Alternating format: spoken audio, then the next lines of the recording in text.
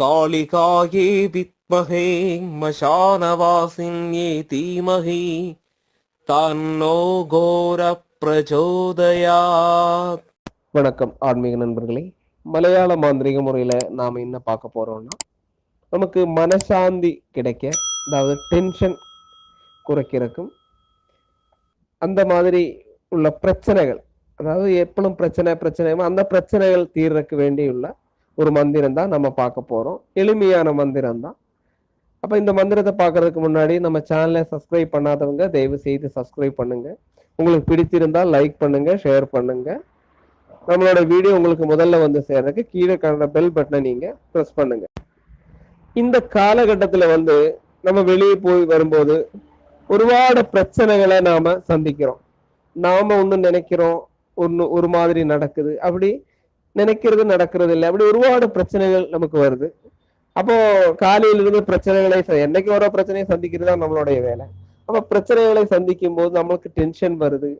Tension வரும்போது என்னன்னா, நமக்கு ஒரு காரியம் சரியா செய்ய முடியாது, மனநிலையை பாதிக்குதுன்னு சொல்லலாம். சின்ன ஒரு டென்ஷன் போகும், சிலவங்களுக்கு வந்து ரொம்ப அது வாழ்க்கையில பிரச்சனையை கொடுக்கும்.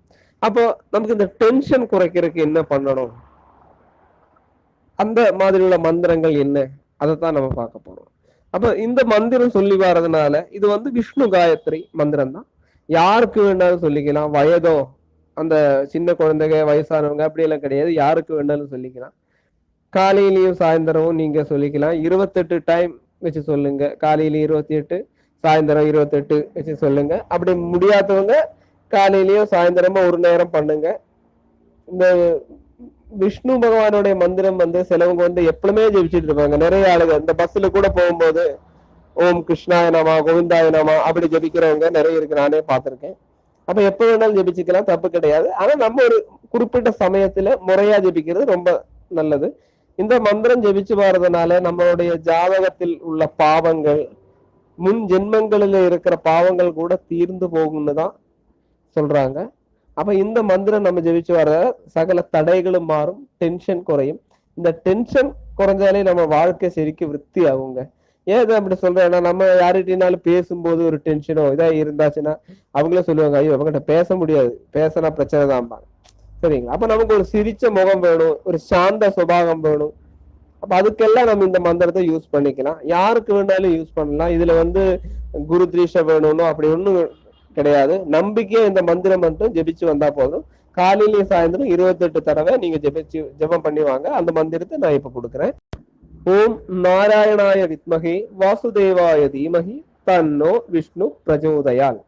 இதுதாங்க மந்திரம். இந்த விஷ்ணு காயத்ரி மந்திரம் நான் ஒரு தடவை கூட சொல்றேன். ஓம் நாராயணாய வித்மகே வாசுதேவாய தீமகி தன்னோ விஷ்ணு பிரச்சோதயாத். இந்த மந்திரத்தை நீங்க 28 டைம் நீங்க சொல்லி வாங்க.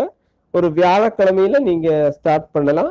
கண்டினியூவா நீங்க சொல்லி வாங்க. அதுல ஒரு பிரச்சனையும் கிடையாது. தடைகளை மாறும், மனசு சாந்தமாகும், நம்ம செய்யக்கூடிய செய்து வந்திருந்த பாவங்கள் மாறும், ஒருவாடு வெற்றியை கொடுக்கக்கூடிய இந்த மந்திரம் தான். அப்போ கண்டிப்பா உங்களுக்கு இந்த மந்திரம் பிடிச்சிருக்கும்னு நினைக்கிறேன். கண்டிப்பா நீங்க இதை சொல்லி வாங்க. கண்டிப்பா உங்க வாழ்க்கையில வெற்றி கிடைக்கிறதுக்கு இந்த மந்திரம் காரணமா இருக்கும்.